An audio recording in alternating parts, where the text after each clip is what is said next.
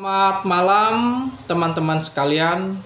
Kita akan membahas mengenai filsafat ketuhanan gitu kan.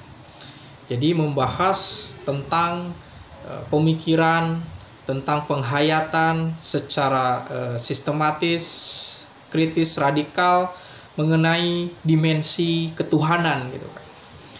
Membicarakan tentang ketuhanan adalah membicarakan tentang yang sangat substansi gitu kan, sesuatu yang sangat hakikat gitu kan.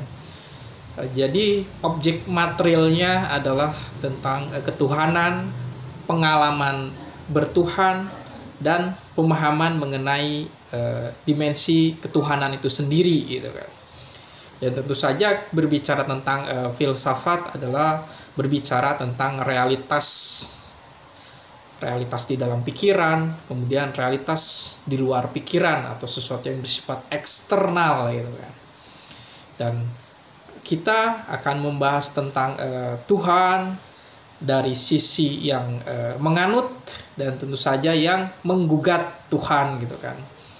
Orang-orang yang menganut atau yang berkomitmen atau yang mempercayai adanya Tuhan tentu saja memiliki suatu pilihan pengetahuan gitu kan.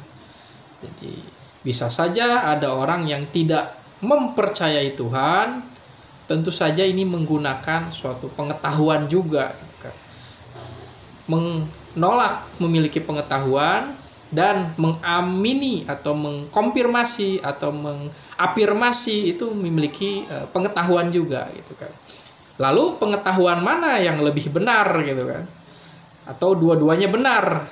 Kalau dua-duanya benar, ini menjadi sesuatu yang ambigu gitu kan. Apakah kita harus mempercayai Tuhan atau kita harus meninggalkan kepercayaan terhadap Tuhan gitu kan. Lalu apakah kita bisa memahami Tuhan, keberadaannya, tentang sifatnya, bahkan tentang zatnya dengan pikiran kita gitu kan. Jadi kita memikirkan suatu zat yang menciptakan makhluk kita. Jadi apakah manusia dengan segala kebijaksanaannya dalam perkembangan sains, teknologi, refleksi yang mendalam, bisa memikirkan, bisa menggambarkan, bisa menghadirkan pemahaman mengenai Tuhan gitu kan. Atau sebenarnya kita harus mengikuti suatu refleksi dari para filosof yang menentang Tuhan gitu. Misalnya bahwa Tuhan itu adalah proyeksi pikiran gitu kan. Tuhan itu ya sebenarnya suatu penalaran kita mengenai sesuatu yang ideal gitu kan. Kita menghadirkan suatu bayangan tentang sesuatu yang ideal dan itu mesti ada gitu kan. Nah dari sini ini dianggap bahwa Tuhan itu adalah ciptaan pikiran gitu kan. Ketika kita memikirkan Tuhan dengan pikiran, ya itu sebenarnya Tuhan pikiran gitu kan. Tuhan yang dipikirkan gitu kan. Bukan Tuhan yang sebenarnya yang hadir di dalam eksistensi kita gitu kan. Makanya ketika pendasaran bahwa Tuhan itu didasarkan oleh penalaran, yang dimaksudkan di sini apakah Tuhan itu adalah proyeksi penalaran kita tentang suatu norma, tentang suatu dimensi yang bersifat suci, itu semuanya adalah ciptaan dari pikiran kita gitu kan. Karena disebabkan oleh ketakutan kita untuk menghadapi hidup, kita membutuhkan sesuatu sumber pengetahuan, sumber kekuatan, kita hadirkan gitu kan, itu sebagai suatu imajinasi gitu kan. Nah pada satu sisi orang yang menghadirkan atau menerima tentang Tuhan, mereka yang mengalami pengalaman spiritual, religi gitu kan, mereka memiliki suatu komitmen terhadap dimensi ketuhanan karena misalnya membaca kitab suci, membaca Injil, membaca Quran, membaca Taurat gitu kan. Jadi ketuhanan itu didasarkan kepada pengetahuan, pewahyuan gitu kan. Meskipun memahami wahyu atau kitab suci itu dengan akal juga gitu kan.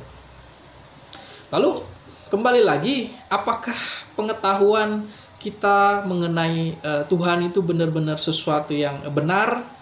Jika benar, berdasarkan apa gitu kan? Pasti orang akan berbicara ini dasarkan pada wahyu gitu kan, berdasarkan kitab suci gitu kan. Dan itu menjadi suatu komitmen seseorang untuk menyatakan kebenaran terhadap realitas ketuhanan gitu kan. Lebih jauh lagi dalam dimensi etis, di dalam interpretasi mengenai etis, moral gitu kan. Ketika dunia ini menjadi tempat yang sangat menderita, begitu banyak orang yang sengsara, terjadi perang, ketidakadilan, mereka akan bertanya, di mana Tuhan gitu kan? Apakah Tuhan itu benar-benar ada gitu kan? Kalau Tuhan itu ada, Tuhan akan membereskan semua persoalan, penderitaan, kesengsaraan. Ya buat apa gitu? Jangan-jangan ya Tuhan itu sebenarnya suatu bagian dari imajinasi lagi gitu kan. Sebagai sesuatu yang dihadirkan oleh suatu peradaban manusia yang beratus tahun atau berabad-abad, menjadi sesuatu gambaran mengenai kekuatan gitu kan. Sebagaimana pendapat Max Weber bahwa ya agama itu diproduksi oleh masyarakat, kepercayaan religi tentang kepercayaan kesucian itu kan berasal dari masyarakat gitu. Masyarakat atau kumpulan orang-orang menciptakan suatu kepercayaan gitu kan. Jadi memang ketika memahami tentang dimensi ketuhanan, ini menjadi sesuatu penghayatan seumur hidup gitu kan.